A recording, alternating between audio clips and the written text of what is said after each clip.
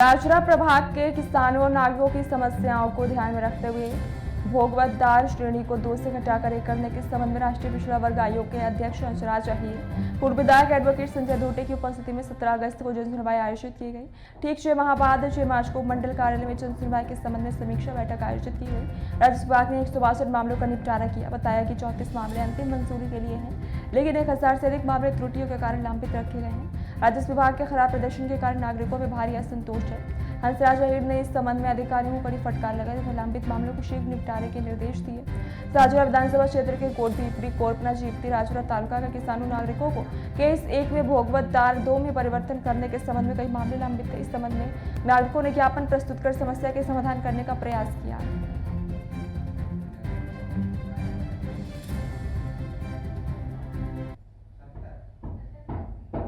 दोनमध्ये झाल्यामुळे येथील सभोवतालील सर्वे नंबर जे काही आहेत त्या सर्व सर्वे नंबरमधील लेआउटला माननीय जिल्हाधिकारी साहेबांनी परवानगी दिली। त्यानुसार लोकांनी ते प्लॉट घेतलेत, परंतु आता मात्र तहसील कार्यालयांनी ते लेआउट वर्ग 2 मध्ये टाकलेत। हा आमच्यावर अन्याय आहे आणि त्याच्यानंतर या प्रकरणामुळे कुणाला प्लॉट विकायचे आहेत, घर विकायचे आहेत, ते विक्री होत नाही। कुणाला नवीन घर बांधायचे असेल तर नगर परिषद परवानगी देत नाही आणि नगर परिषदने परवानगी दिली तरी त्यांना पैशाची चंचण असते, त्यांना कुणी बँका कर्जही देत नाही, कारण भोगवतदार वर्ग 2 मध्ये झाल्यामुळे ही आमच्यावर झालेला हा अन्याय आहे।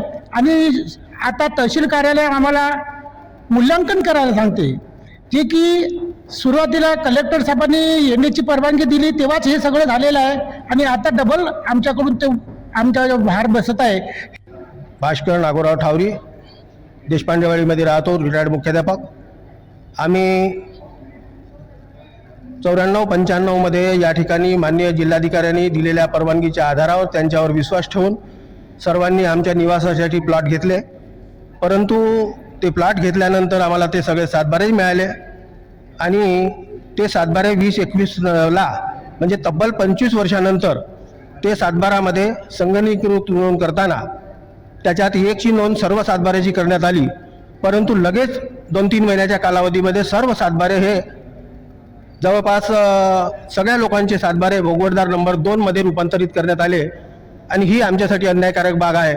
आणि या संबंधामध्ये कार्यालयाची विचारणा केली असता त्यांनी रिसर्च किंवा ज्याला आपण नेहमीच्या पद्धतीप्रमाणे तुम्ही त्याचं मूल्यांकन करा आजच्या तारखेमध्ये आणि ते मूल्यांकन घेऊन त्याच्यावर शासकीय नियमाप्रमाणे जो काही भरणा भरायचा असेल तो भरा, परंतु हे सर्व भरणं हे आमच्यासाठी अन्यायकारक आहे।